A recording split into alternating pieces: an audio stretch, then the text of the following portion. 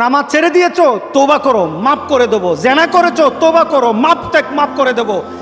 আকাশ সমান গুনাহ করেছো, তওবা করো, মাফ করে দেবো। আল্লাহু আকবার। শুধু তাই নয়, আল্লাহ বলেন, বান্দা যখনই তওবা করবি তোরে আমি পছন্দ করি।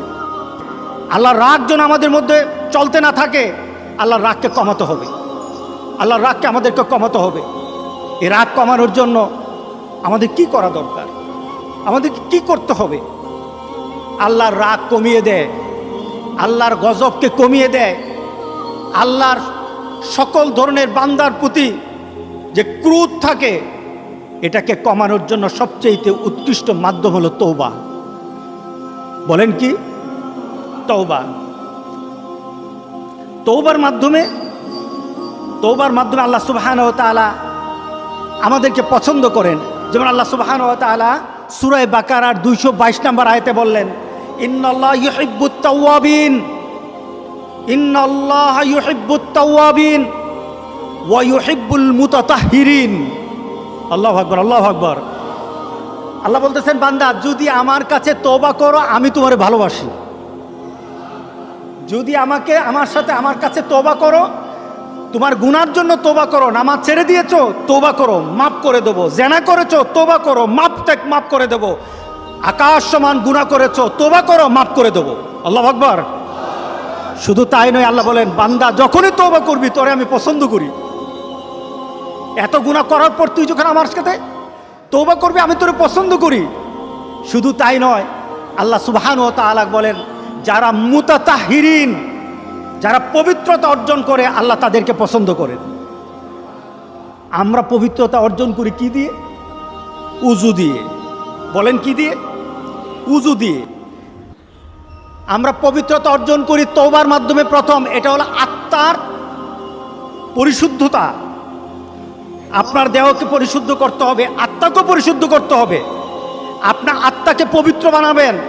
আত্মাকে পবিত্র বানাতে হলে তওবা লাগবে। এটা পানি দিয়ে হবে না, মাটি দিয়ে হবে না।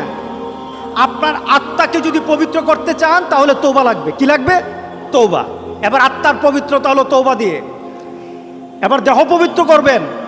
আমার মাবুদ আমাদের প্রতি রাগ করে আছে, আমাদের মাবুদ আমাদের প্রতি রাগ করে আছে। আমাদের মাবুদকে আমাদেরকে সন্তুষ্ট করতে হবে। আমরা আমাদের মাবুদকে রাজি করতে হবে।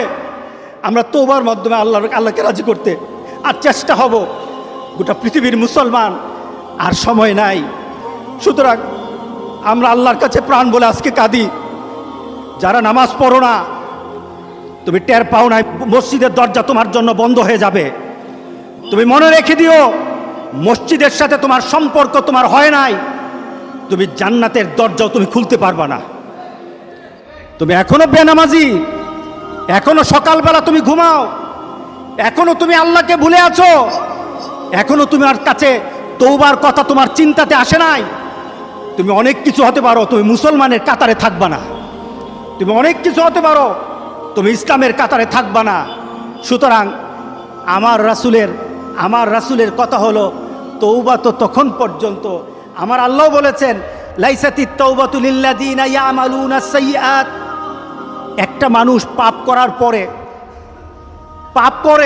করার পর সে তওবাটাকে লেন্দি করে, তওবাটাকে সে দূরে সরিয়ে দেয়, মনে করে এখন না আরো পরে তওবা করব, শালি পরে করতে থাকে।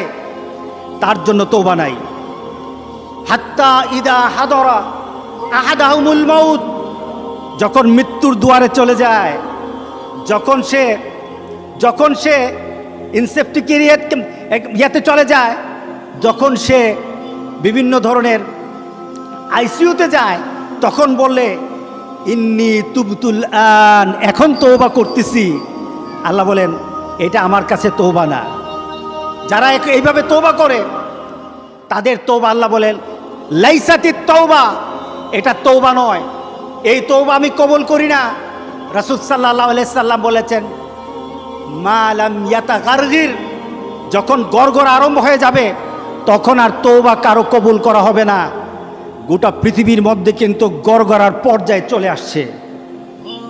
এখনই আমাদেরকে ফিরে আসতে হবে। আমরা যদি মুমিন হই, রাসূল সাল্লাল্লাহু আলাইহি সাল্লাম আমাদেরকে বলেছেন আমাদের জীবনটা, মুমিনের জীবনটা হবে আশ্চর্যজনক, আর কাফেরের জীবনটা হবে ভীতিকর। আমরা আশ্চর্যজনক জীবনের কথা রাসূল বলেছেন। কিভাবে? ইন আমারাহু কুল্লুহু লাহু খাইর। এই মুমিনের প্রত্যেকটি জিনিস হলো কল্যাণকর, প্রত্যেকটি কাজ তার মঙ্গলের জন্য। যখন সে লাইসা যালিকা লি আহাদিন ইল্লাল মুমিনিন, এটা শুধু মুমিনদের জন্য হয়ে থাকে, প্রত্যেকটি কাজই তার কল্যাণের জন্য। ধরুন আমরা যখন কোনো জিনিস আমাদের ভালো লাগে, আমাদের কোনো জিনিস যখন ভালো লাগে তখন আমরা কি পড়ি? আলহামদুলিল্লাহ। কোনো একটা জিনিস আমাদের হারিয়ে গেল, কেউই মারা গেল, কেউ বা দুশ্চিন্তায় পড়ে গেলাম, তখন আমরা কিন্তু রাগ করি না, তখন আমরা পেরেশান হই না, তখন আমরা পড়ি ইন্না লিল্লাহ। এটা মুমিনের চরিত্র। মুমিন কখনো পেরেশান হয় না, ইন্না লিল্লাহ। মুমিন নিজেকে ওইভাবে চিন্তা করে। এরপর রাসূল সাল্লাল্লাহু আলাইহি সাল্লাম বলছেন ইন আসাবাতহু সাররাউ শাকারা, যখন সে আনন্দ চিত্তে কোনো জিনিস পায় তখন সে কৃতজ্ঞতা প্রকাশ করে, আলহামদুলিল্লাহ বলে। ফাকানা খায়রান লা, এটা তার জন্য ভালো। ওয়াইন আসাবাতহু দাররা সাবারা, যখন সে বিপদে পড়ে যায় আমরা ধৈর্য ধারণ করি। আমরা কি করি? ধৈর্য ধারণ করি। আমরা পেরেশান হব না, তবে আমরা চিন্তামুক্ত হব না তা নয়। আমাদের চিন্তা হবে মৌত নয়, আমাদের চিন্তা হবে আমার আল্লাহর গজব আর আমার আল্লাহর অসন্তুষ্টি। এটাই হবে আমাদের সবচেয়ে বড় চিন্তা। রাসূল সাল্লাল্লাহু আলাইহি সাল্লাম বলেন আমি প্রতিদিন 100 বার তওবা করি। হ্যাঁ, তুবু ইলাল্লাহি ফা ইন্নী আতুবু ফিল ইয়াউমি ইলাইহি মিয়াতা মাররা। রাসূল বলেছেন তওবা করো। আমি মুহাম্মদ সাল্লাল্লাহু আলাইহি সাল্লাম, যার কোনো গুনাহ নেই, আগেও নেই পিছেও নেই, সবসময় আমি মাসুম, কিন্তু আমি প্রতিদিন 100 বার তওবা করি। কতবার? আমরা কতবার তওবা করব?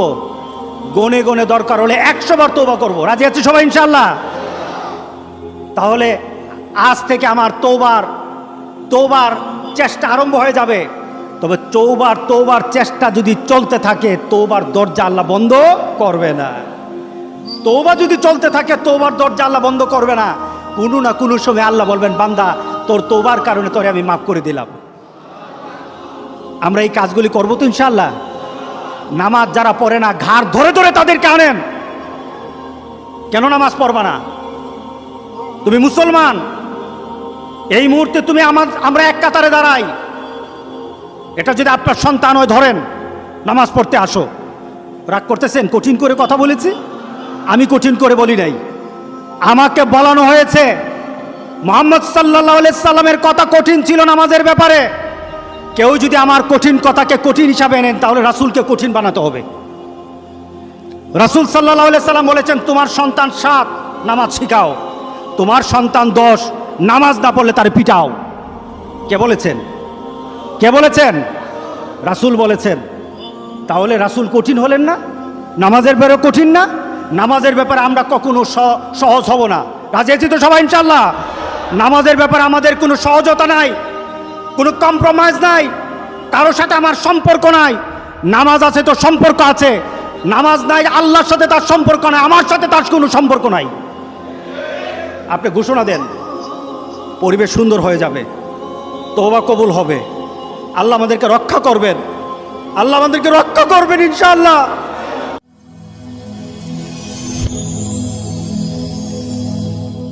Rose TV 24. Enjoy by listening to the Holy Quran.